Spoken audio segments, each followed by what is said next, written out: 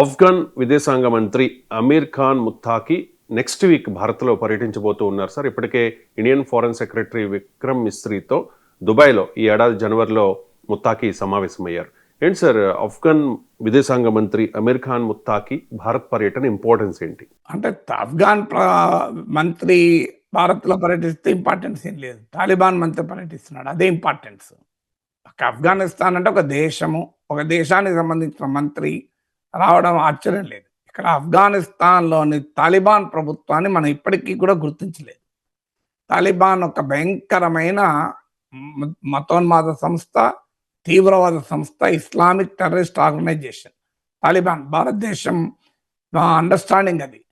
కానీ ఒక ప్రత్యేకమైన పరిస్థితి వాళ్ళు ఏర్పడింది.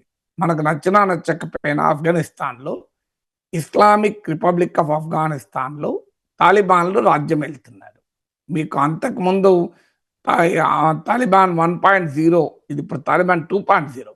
తాలిబాన్ 1.0లోనైనా ఆఫ్ఘనిస్తాన్లోని కొంత భాగం నార్థన్ అలియన్స్ ఇన్ఫ్లుయెన్స్లో ఉండేది.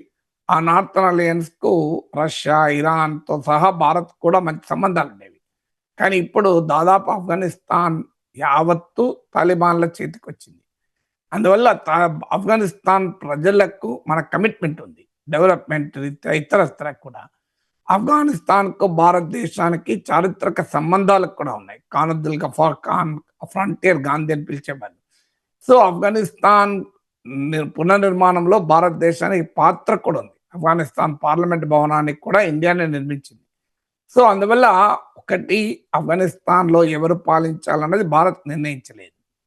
అందువల్ల అక్కడ తాలిబాన్ అధికారంలో ఉంది. మనకు నచ్చినా నచ్చకపోయినా తాలిబాన్ రాజ్యం ఏలుతోంది. అప్పుడు ఏం చేయాలి భారతదేశం? అట్లీస్ట్ ఒక వర్కింగ్ రిలేషన్షిప్ అయినా తాలిబాన్తో పెట్టుకోవాలి కదా. అందులో భాగంగానే రష్యా, చైనా ఇలా అనేక దేశాలు తాలిబాన్తో ఆ వర్కింగ్ రిలేషన్ పెట్టుకుంటున్నాయి.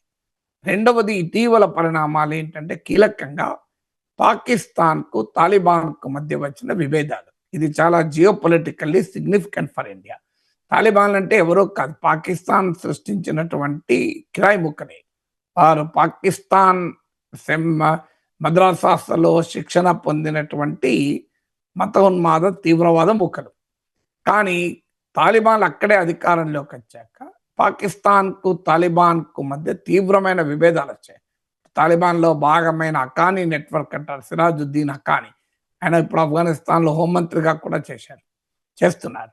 సో ఈ పాకిస్తాన్కు తాలిబాన్కు మధ్య అంతటి నెక్సెస్.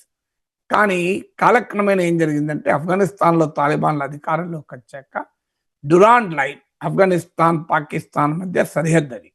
ఈ డురాండ్ లైన్ని సరిహద్దుగా గుర్తించాలన్నది పాకిస్తాన్ డిమాండ్. అందుకు ఆఫ్ఘనిస్తాన్ అంగీకరించలేదు, ఎందుకంటే తాలిబాన్లు అంగీకరించలేదు. కారణం, తాలిబాన్లో పష్తూన్ జాతికి చెందిన వారు నాయకత్వం వహిస్తారు. ఈ పష్తూన్ జాతికి చెందిన వారు ఆ డ్యూరాన్ లైన్కు అటువైపు ఇటువైపు కూడా ఉంటారు. అందువల్ల పష్తూన్ జాతిని భౌగోళికంగా చీల్చడం తాలిబాన్కి ఇష్టం లేదు.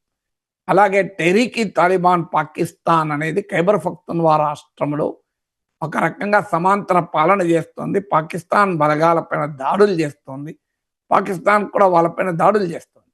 వీళ్ళు ఆఫ్ఘనిస్తాన్ కేంద్రంగా తీసుకుని పనిచేస్తున్నారనేది పాకిస్తాన్ ఆరోపణ. తాలిబాన్ అండదండలతో పనిచేస్తున్న ఆరోపణ. అందుకొరకు ఆఫ్ఘనిస్తాన్లోకి వెళ్ళి కూడా పాకిస్తాన్ దాడులు జరిపిన సందర్భాలు.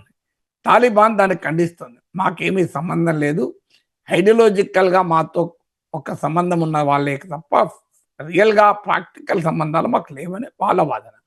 సో ఇలా పాకిస్తాన్కు ఆఫ్ఘనిస్తాన్కు మధ్య ఎప్పుడైతే గ్యాప్ ఏర్పడిందో అది మనకు అనుకూలంగా మారింది.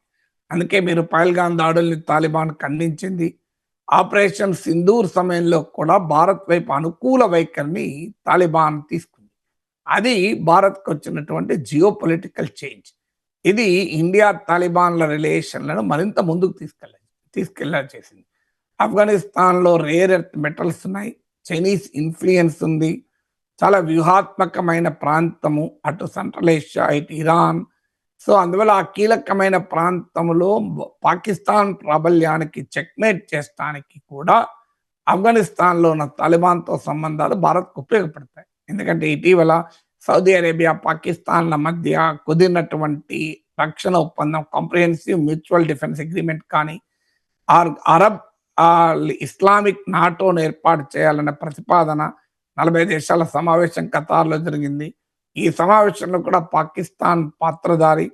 అందువల్ల పెరుగుతున్నటువంటి ఈ ఇస్లామిక్ ఐడెంటిటీ, అంటే ఇస్లామిక్ దేశాల ఐక్యం కావాలి అనేటువంటి అంశములు భారతదేశానికి జియోపొలిటికల్గా నష్టం, వ్యూహాత్మకంగా సవాల్. అందువల్ల దాన్ని బ్రేక్ చేయడానికి కూడా ఆఫ్ఘనిస్తాన్లో ఉన్న తాలిబాన్లతో సంబంధాలు మనకు ఉపయోగపడతాయి. సో ఇలాంటి జియోపొలిటికల్ రీజన్స్ రీత్యా భారత ప్రభుత్వం, నరేంద్ర మోడీ ప్రభుత్వం, బీజేపీ ప్రభుత్వం అతి భయంకరమైన ముస్లిం ఛాందసవాద సంస్థ అయిన ఇస్లామిక్ తీవ్రవాద భావాలు కలిగిన తాలిబాన్తో సంబంధాలు పెట్టుకుంటుంది. ఎంత విచిత్రంగా ఉంటుందో డిప్లొమసీ చూడండి. కరెక్టే, ఈ వ్యూహాత్మకంగా చూసినప్పుడు కరెక్టే అనిపించవచ్చు, కానీ దానికి ఉన్న పరిమితుల్ని గుర్తుంచుకోవాలి. ఎందుకంటే తాలిబాన్లు వాళ్ళ వైఖరి మారలేదు, వాళ్ళ రూపము మారలేదు, స్వరూపం మారలేదు. వాళ్ళు ఇప్పటికీ ఆఫ్ఘనిస్తాన్లో మహిళల పట్ల వాళ్ళు అనుసరిస్తున్న వైఖరిలో తేడా లేదు. అందువల్ల ఇవాళ మనము ఎక్కువగా తాలిబాన్ల పైన ఆధారపడితే ప్రమాదకరం. వాళ్ళు ఎన్నడైనా భారత్ వ్యతిరేక వైఖరి తీసుకునే ప్రమాదం ఉంటుంది.